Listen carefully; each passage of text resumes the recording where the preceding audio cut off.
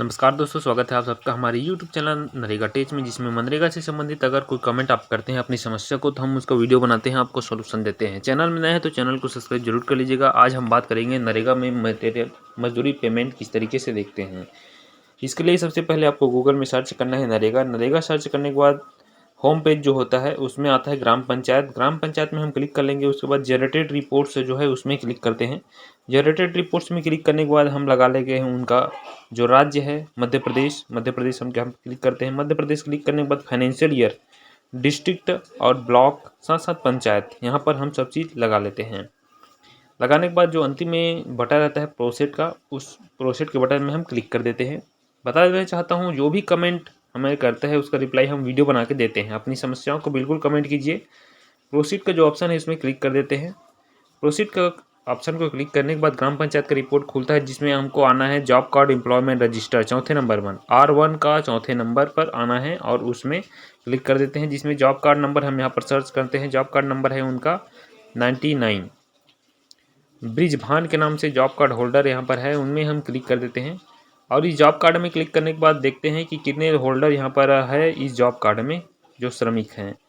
तो यहाँ पर देखते हैं कि जॉब कार्ड में टोटल 4 श्रमिक यहाँ पर है, जिसमें से विमला जिन्होंने काम किया है 5वें महीने में 2023 में, और उनका रिपोर्ट हमको देखना है। तो हम यहाँ पर उनका जो मस्टरना है उसको कॉपी कर लेते हैं। उस काम में क्लिक करते हैं। उस काम में क्लिक करने के बाद उस मस्टरना में हम फाइंड करते हैं।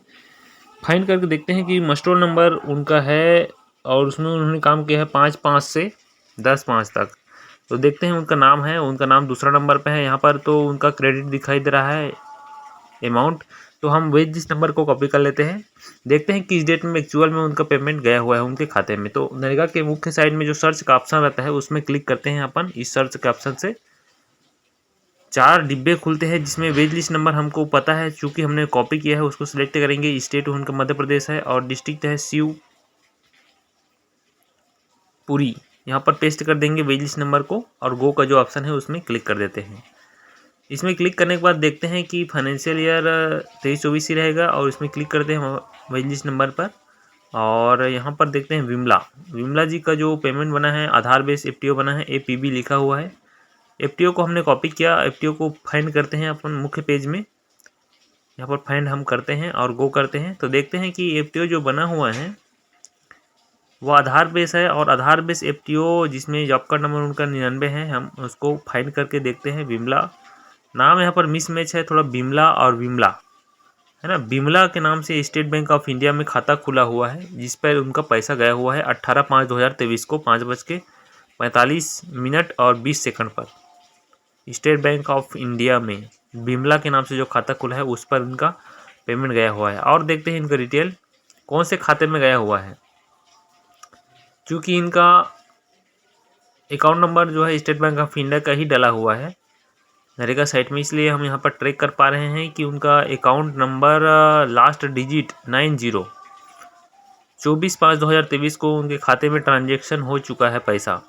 24/5/2023 को 90 जो 90 है खाते का लास्ट डिजिट उस पर ट्रांसफ़र हो चुका है। 24/5/2023 को इनका पैसा बिमला के नाम से जो खाता है उसमें स्टेट बैंक ऑफ इंडिया में आपका पैसा गया हुआ है आधार बेस।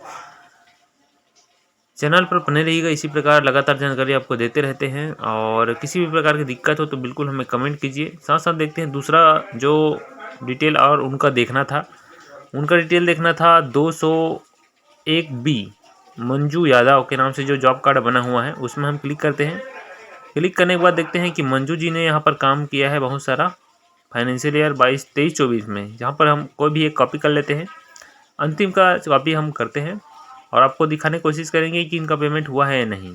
तो चूँकि 6वें महीने में ही इन्होंने काम किया है और उसका शायद पेमेंट हुआ रहा होगा, क्योंकि अभी करेंट 6वां महीना चल ही रहा है।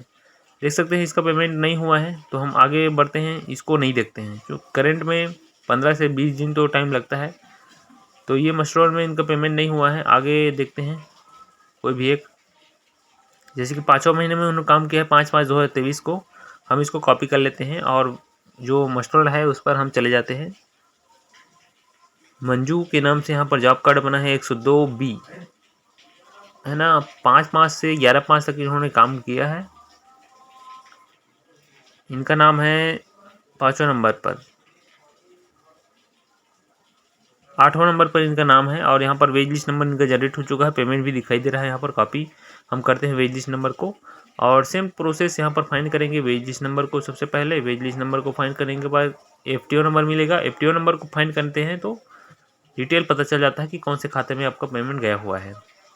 तो हम यहाँ पर वेज लिस्ट नंबर सेलेक्ट करने के बाद यहाँ पर जॉब कार्ड नंबर सेलेक्ट करते हैं, कॉपी करते हैं इस एफटीओ नंबर को और एफटीओ नंबर को ट्रैक करते हैं। यहाँ पर एफटीओ नंबर को ट्रैक करने के बाद देखते हैं कि जो जॉब कार्ड है 101B मंजू के नाम से यहाँ पर दिखाई दे रहा है। इनका भी पेमेंट गया है स्टेट बैंक ऑफ इंडिया में और ट्रांजैक्शन कब हुआ है उसको देख लेते हैं।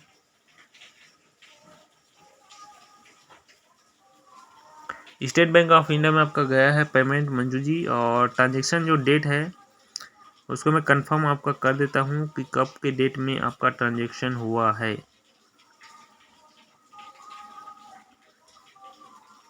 24/5/2023 को भी आपका पेमेंट ट्रांजैक्शन हुआ है और खाते का लास्ट डिजिट 57 यहाँ पर दिखाई दे रहा है। तो बने रहिएगा इसी प्रकार चैनल पर, और चैनल में नए हैं तो चैनल को सब्सक्राइब जरूर कीजिएगा। किसी भी प्रकार की दिक्कत हो तो नरेगा से संबंधित उसको हमें कमेंट जरूर कीजिए। हमारा संपर्क नंबर नीचे डिस्क्रिप्शन में दिया गया है, वहाँ से आप व्हाट्सएप में मैसेज कर सकते हैं। इसी प्रकार बने रहिएगा चैनल पर। बहुत बहुत धन्यवाद। कमेंट करते